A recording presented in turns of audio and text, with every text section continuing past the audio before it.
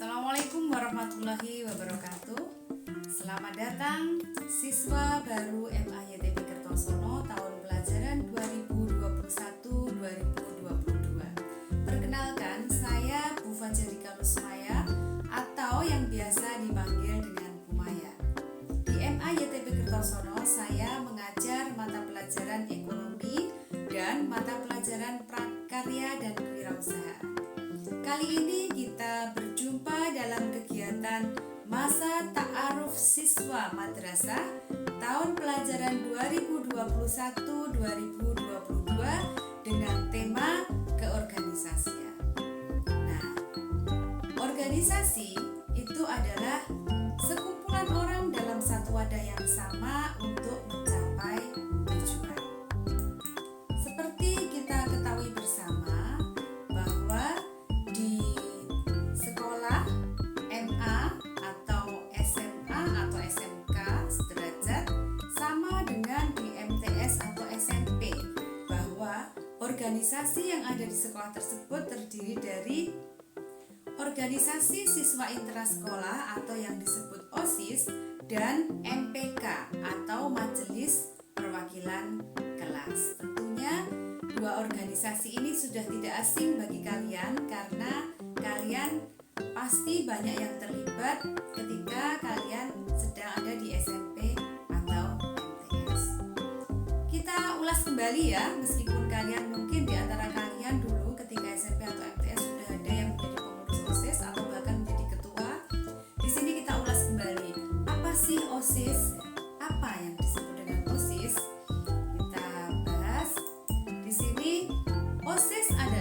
OSIS itu merupakan organisasi yang beranggotakan peserta didik atau siswa di sebuah lembaga pendidikan atau sekolah, baik di tingkat SMP atau MTS maupun di tingkat SMA, MA, dan SMK. OSIS itu ada dasar hukumnya, yaitu sesuai dengan peraturan Menteri Pendidikan Nasional Indonesia Nomor 39 tahun 2008 tentang pembinaan kesiswaan.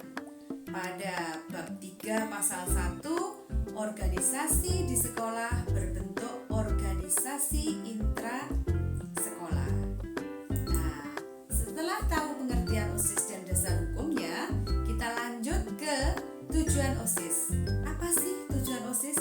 Kenapa harus dibentuk OSIS dalam suatu sekolah? Nah, sini tentu ada tujuannya. Tujuan OSIS dibentuk adalah untuk memberikan fasilitas atau wadah kepada para siswa untuk menyalurkan harapan dan keinginannya serta mengekspresikan kreativitas dan berpartisipasi untuk hal-hal yang positif. Nah, itu tadi adalah tujuannya. Setelah tahu pengertiannya, tujuannya, kemudian kita harus tahu apa sih tugas dari OSIS.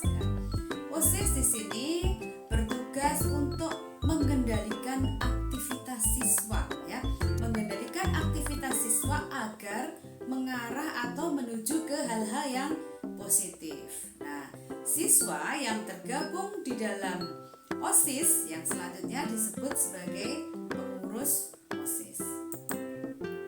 Nah, struktur dalam kepengurusan OSIS mungkin tidak jauh beda ya, atau sama dengan struktur pengurus OSIS ketika kalian MTS atau SMP dulu. Jadi struktur pengurusan OSIS ada ketua OSIS, ada wakil ketua OSIS, ada bendahara, ada sekretaris, dan ada ketua atau koordinator seksi atau bidang. Jadi ada koordinator seksi bidang ketakwaan, bidang budi pekerti, bidang kreativitas seni, olahraga, dan seterusnya. Nanti akan kita bahas lebih lanjut ya. Di sini strukturnya tidak jauh beda dengan ketika kamu SMP atau MTS. Nah, pengurus OSIS dalam menjalankan aktivitasnya, kegiatannya, mereka selalu didampingi atau berkonsultasi dengan namanya pembina OSIS. Pembina OSIS ini diambilkan dari unsur guru di sekolah tersebut. Nah, kemudian apa sih bidang-bidang yang ada pada OSIS? Di sini pemerintah memberikan ada 10 bidang kerja OSIS. Yang pertama adalah seksi atau bidang pembinaan keimanan ketakwaan kepada Tuhan Yang Maha Esa.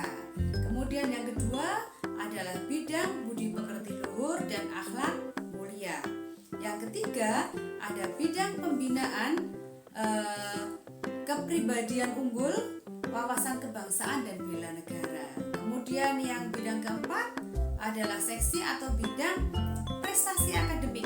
Prestasi akademik, seni dan olahraga sesuai dengan bakat dan minat masing-masing.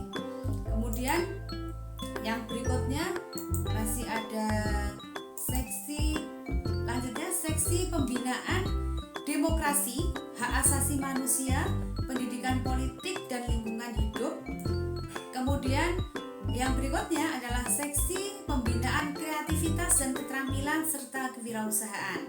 Ada juga seksi atau bidang jasmani, kesehatan dan gizi. Berikutnya ada seksi atau bidang pembinaan sastra dan budaya. Ada seksi pembinaan TIK dan yang terakhir ada seksi pembinaan dalam bahasa asing.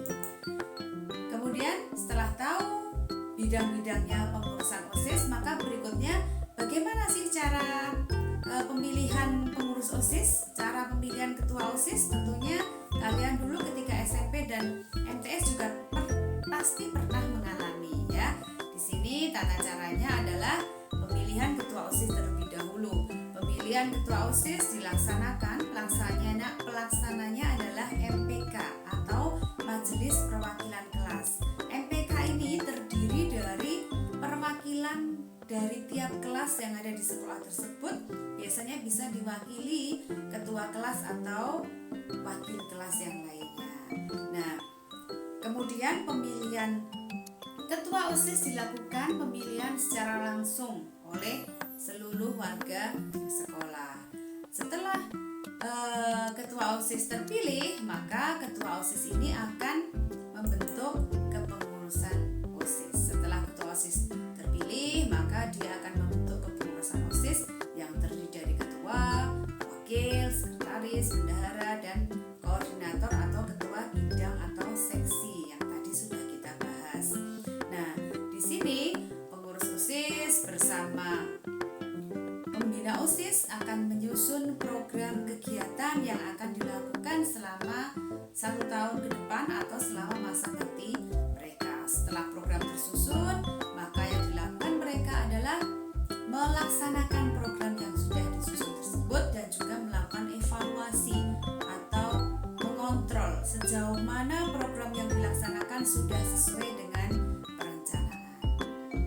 Menjadi pengurus OSIS banyak sekali hikmah yang bisa diambil, khususnya nanti bisa diterapkan dalam kehidupan sehari-hari. Karena dengan menjadi pengurus OSIS maka kita akan belajar satu, menyusun program. Setelah menyusun program kemudian melaksanakan program yang sudah disusun. Bagaimana pelaksanaan program bisa terlaksana dengan baik, maka kita harus menggerakkan teman-teman kita untuk melaksanakan program yang sudah kita buat. Kemudian kita juga diajari bagaimana belajar berbicara di depan orang lain atau berbicara di depan orang banyak. Kemudian juga berlatih memecahkan masalah. Banyak sekali sisi positif atau manfaat dari kita menjadi pengurus OSIS. Demikian sekilas materi dari saya tentang keorganisasian. Besar harapan saya nanti di antara kalian akan ikut partisipasi, ikut memberikan kontribusi kepada kegiatan organisasi di sekolah yang akan membawa kemajuan pada organisasi di MAYTP Kertosono ini. Demikian, salam hangat dari saya, selamat belajar, semoga sukses. Assalamualaikum warahmatullahi wabarakatuh. Terima kasih.